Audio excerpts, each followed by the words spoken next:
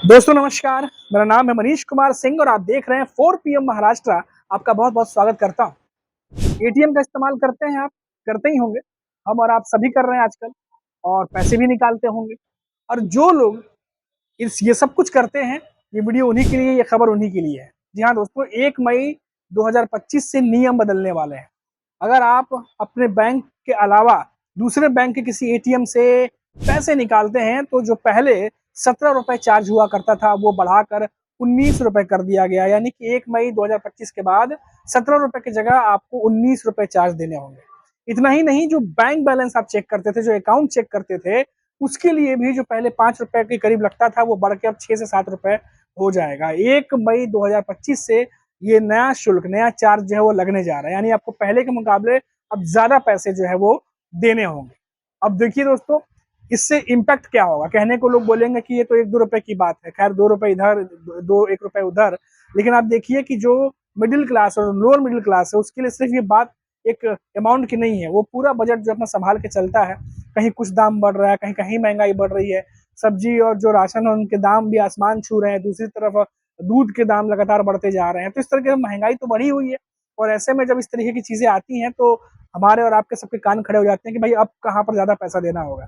खैर ये तो है ही, इसके अलावा आप देखिए कि जो छोटे बैंक है, जो लिमिटेड रिसोर्सेस के साथ ऑपरेट करते हैं, उनके लिए कितनी मुश्किल हो जाएगी, क्योंकि उनके पास लिमिटेड सोर्स हैं और उन्हीं सोर्स में वो तमाम जो अपना बैंकिंग फंक्शन है वो ऑपरेट करते हैं। और ऐसे में अगर अपने बैंक के अलावा दूसरे बैंक के एटीएम से पैसा निकालने में अगर दाम बढ़ता है तो जाहिर तौर पर लोगों को बहुत ज्यादा दिक्कत होने वाली है और छोटे बैंकों को भी बहुत ज्यादा परेशानी आ सकती है।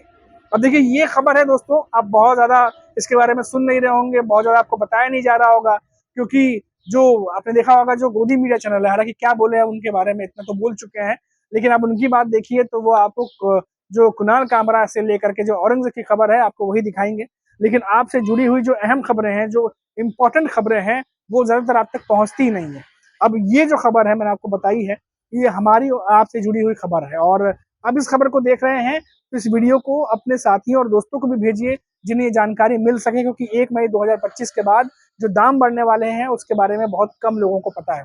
अब देखिए दोस्तों, अब इसके बारे में और ज्यादा डिटेल चाहिए तो आप गूगल कर सकते हैं, गूगल पर भी इसके बारे में इंफॉर्मेशन जो है वो आ चुकी है। लेकिन ये सच में हमारे और आपके लिए, जितने भी हम जैसे लोग हैं, उनके लिए बहुत इंपॉर्टेंट खबर है। अब देखिए महाराष्ट्र की हम लगातार आपको खबर दिखाते रहते हैं और महाराष्ट्र में भी आप देखिए कि जो शहर है वहां पर जो 3 ट्रांजेक्शन है वो फ्री होते हैं और गाँव में 5 ट्रांजेक्शन फ्री होते हैं। लेकिन इनके अलावा अगर आप ट्रांजेक्शन बढ़ाते हैं तो चार्जेस अप्लाई होते हैं और अब ये बढ़े हुए चार्जेस आपको देने होंगे। लेकिन महाराष्ट्र की अगर हम बात करें, आप तमाम पब्लिकेशन खोलिए, तमाम अखबार खोलिए, तमाम चैनल खोलिए, तो आपको सिर्फ कुणाल कामरा की खबर दिखाई देगी, क्योंकि उस पर महाराष्ट्र के जो दिग्गज नेता है, चाहे वो सीएम हो चाहे डिप्टी सीएम हो, सभी उस पर बयान दे रहे हैं। और आप देखिए जब जब कोई बड़ी खबर आती है, जब जब देश में कोई ऐसी खबर आती है जिससे हम और आप जो है वो हताहत होते हैं या हम पर असर पड़ता है, तब तब इस तरह के मुद्दे उछलते हैं और तमाम नेता इसे गर्म करते हैं ताकि जो अलग मुद्दे हैं, जो दूसरे मुद्दे हैं, जो अहम मुद्दे हैं, वो कहीं ना कहीं दबाए जा सके। अब देखिए दोस्तों, राहुल गांधी ने आज बयान दिया है सदन में, संसद में बाहर आकर के मीडिया में। अब एक बार वो बयान सुनिए, फिर उसके बाद हम बताएंगे आपको कि कैसे वो खबर जुड़ी हुई है महाराष्ट्र से। राहुल गांधी का वो बयान सुनिए आप। I don't know what is going on, because after he said that, I said, look, as LOP, let me speak. Let me say what he just ran away. So I don't understand what is going on. This is no way to run the house, frankly. I mean, literally, speaker उठ के मतलब एकदम निकल गए, मुझे मतलब एक शब्द नहीं बोलने दिया और पहले मेरे बारे में कुछ बोलने हैं, वो भी बिल्कुल पता नहीं क्या बोला, अनसब्सटेंशिएटेड। और फिर मतलब मैं खड़ा हुआ, मैंने कहा कि देखिए मुझे बोलने दीजिए, आपने मेरे बारे में कुछ बोला है, घूम कर चले गए और कोई मतलब अर्जन कर दिया, कोई जरूरत नहीं थी।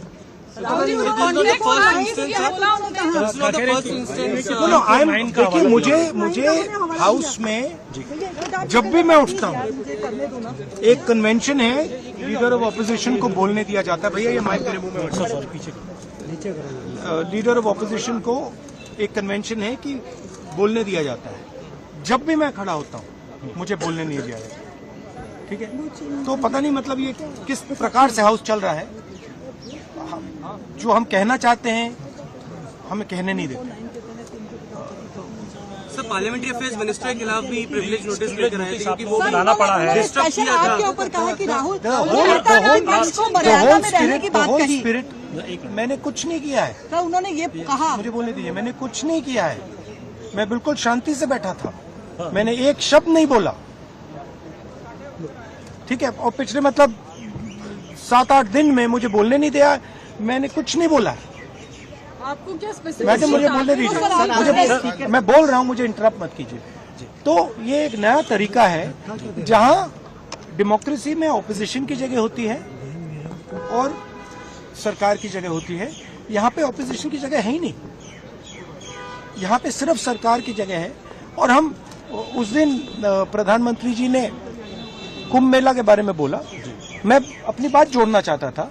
मैं कहना चाहता था हाँ बहुत अच्छा है कि कुंभ मेला हुआ, और मैं बेरोजगारी के बारे में भी कुछ कहना चाहता था, नहीं बोलने दिया।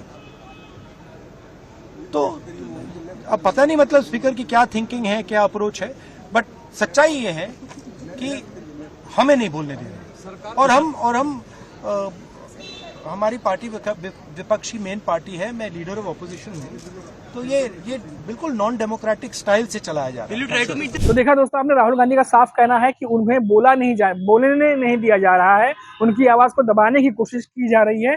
जो भी वो कहना चाहते हैं उन्हें बोलने से रोका जा रहा है। वहीं दूसरी तरफ महाराष्ट्र में देखिए, जहां बोलने तो दिया गया, लेकिन बोलने के बाद क्या हुआ, क्या तोड़फोड़ हुई, वो आपके सामने है।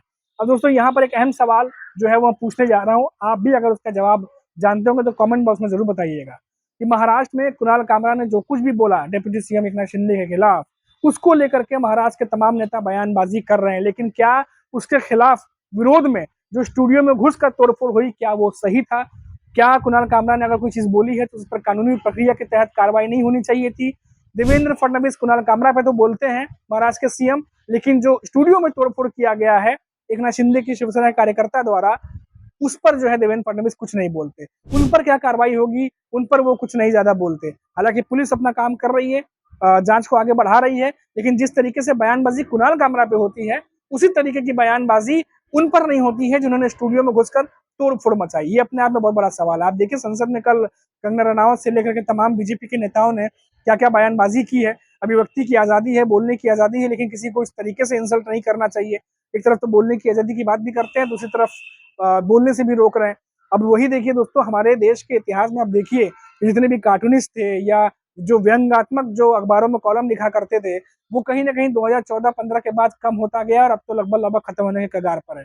पहले जिस तरीके से फिल्में बनती थी, जिस तरीके से सरकार को लेकर के आईना दिखाते हुए जो उस समय के जो मुद्दे होते थे वो बनते थे, अब कहीं ना कहीं वो सारी चीजें खत्म हो गई हैं। जब इस तरह की बयानबाजी होती है तो आप देखिए फिर महाराष्ट्र में क्या होता है। ताजा उदाहरण आपके सामने है।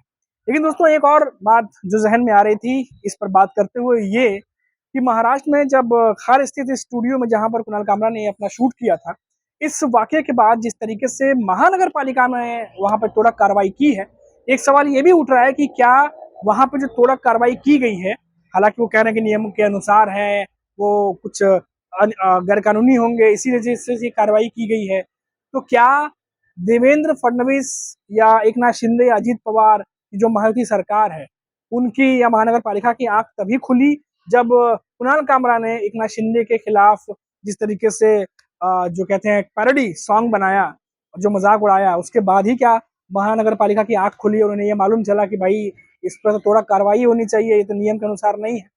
क्या इससे पहले उन्हें पता नहीं था या इससे पहले उनकी आंख नहीं खुली थी? वैसे महानगर पालिका की इस तोड़क कार्रवाई का जिक्र करते हुए मेरे जहन में कंगना रनावत का एक दिया हुआ बयान जो है जहन में आ रहा है। पहले आप वो सुनिए, फिर हम आगे बात करते हैं। जब आप कोई भी हो, चाहे आप उसकी बात से अग्री करें चाहे नहीं करें, जिस तरह से वो मजाक उड़ा रहे थे मेरा, और कहीं ना कहीं उस जो मेरे साथ हादसा किया गया था इलीगली, उसका मजाक उड़ा रहे थे, तो आई थिंक कहीं ना कहीं मैं उस हादसे को इस हादसे से बिल्कुल नहीं जोड़ूंगी, क्योंकि वो एक इलीगल था जो काम किया था। ये जो है लीगली, आप कोई भी हो, लेकिन किसी का जो है अपमान करना, उसकी अपकीर्ति करना, देखिए जो लोगों ने आप चाहे सरकार देखिए, सत्ता देखिए, जिस इंसान के पास उसकी इज्जत ही सब कुछ है, आप जो है कॉमेडी के नाम पर उनकी इज्जत उछाल रहे हैं, उनकी अपकीर्ति कर रहे हैं, उनके काम को डिसरिगार्ड कर रहे हैं। शिंदे जी जो है वो कभी किसी जमाने में रिक्शा चलाया करते थे, आज वो अपने दम पर इतना आगे आए हैं। और ये उनके खुद की क्या क्रेडेंशियल्स है, कौन है ये लोग जो कुछ जिंदगी में कर नहीं पाए, जो जिंदगी में कुछ जिनका क्या, अगर मैं कहती हूँ अगर वो लिख सकते तो कुछ साहित्य में लिखिए, कॉमेडी कुछ किसी तरह का कुछ, क्या ये लिटरेचर में कुछ लिखते हैं क्या? इनकी जो जैसे हमारी फिल्मों में भी मैं कहती हूँ कि कुछ ना कुछ एक कॉमेडी को लेके डायलॉग राइटिंग होती है, स्क्रीन राइटिंग होती है, गाली गलौज करना कॉमेडी के नाम पर, हमारे ग्रंथों का मजाक उड़ाना कॉमेडी के नाम पर, लोगों का मजाक उड़ाना, माताओं बहनों का मजाक उड़ाना। अभी आपने देखा किस तरह के ये इन्फ्लुएंसर्स आजकल खुद को कह रहे हैं। तो मैं कहती हूँ कि हमारा समाज कहाँ जाता जा रहा है, इन्फ्लुएंसर ये जो एक 2 मिनट की फेम के लिए कहाँ जाता जा रहा है, ये हमें सोचना है। और ये एक अच्छी बात है कि कहीं ना कहीं जैसे फडणवीस जी ने भी कहा कि हमें कहीं ना कहीं एक रिस्पॉन्सिबिलिटी लेनी पड़ेगी। हम जो कह रहे हैं किसके बारे में, जब उसकी रेपरकशंस होती है, जब लीगली आपको पूछा जा सकता है do you stand by that, तो ये बात को आप उस बात से बिल्कुल मत जोड़िए, क्योंकि वो जो था वो एक कंप्लीटली एक इलीगल एक्टिविटी थी जो वो की गई थी।